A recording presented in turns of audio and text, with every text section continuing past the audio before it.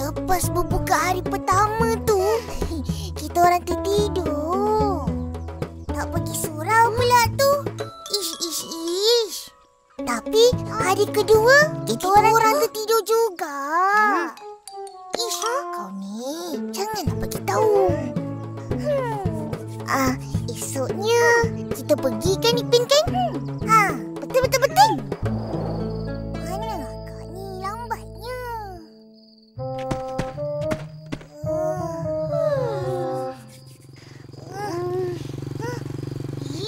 Kak Ros, cepatlah. Kita orang nak pergi sembahyang tawari je ni. Kejap. Oh loh, bersolidlah tu. Betul. Apa? Sembahyang tawari ni apa? Ish, terawih.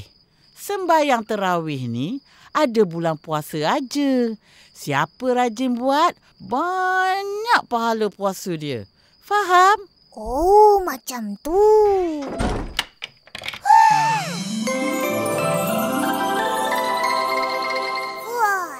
Lawalah, Kak.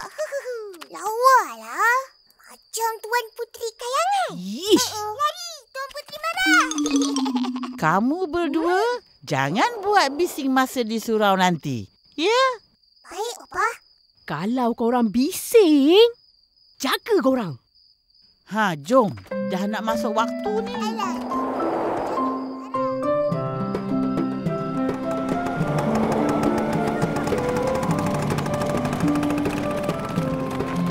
Wah, ramai orang.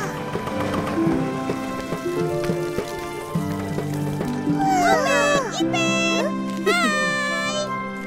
Sini. Fizi dengan Nisan pun ada. 1, 2, 3. Wah, banyaknya duit. Kayalah kau. Itulah. Aku satu hari puasa dapat RM1. Apa sah kita tak dapat pun, Ipin? Alah, dah lah kita puasa penuh. Korang puasa penuh? Aku puasa setengah hari je. Best dapat makan. Boleh ke macam tu? Dah lah. Jom kita main. Okey, tali light dulu. Light tali, light tali,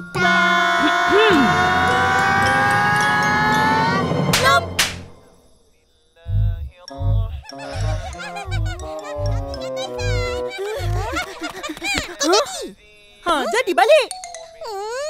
Mana boleh macam ni? Kau kena kasih aku lari dululah. Dah lah lari lembab. Kejaplah. Lama lagi Kupin. Masa sembahyang, mana boleh cakap?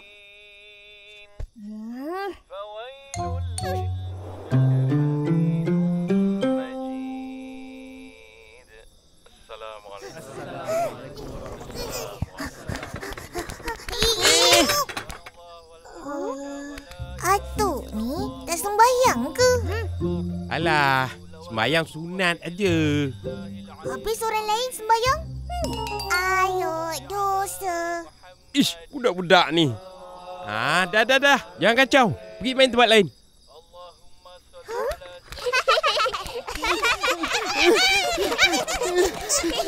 Nak main. Tak payah. Oi, kau dah tak nak main ke? Aku main seorang-seorang lah. Bosanlah main ni. Asyik aku je yang jadi. Penatlah macam ni. Habis tu, kita nak main apa? Kita main...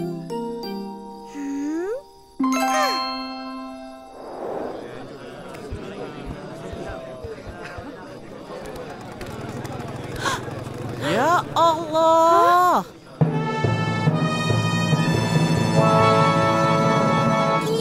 Giliran aku. Lepas tu aku pula.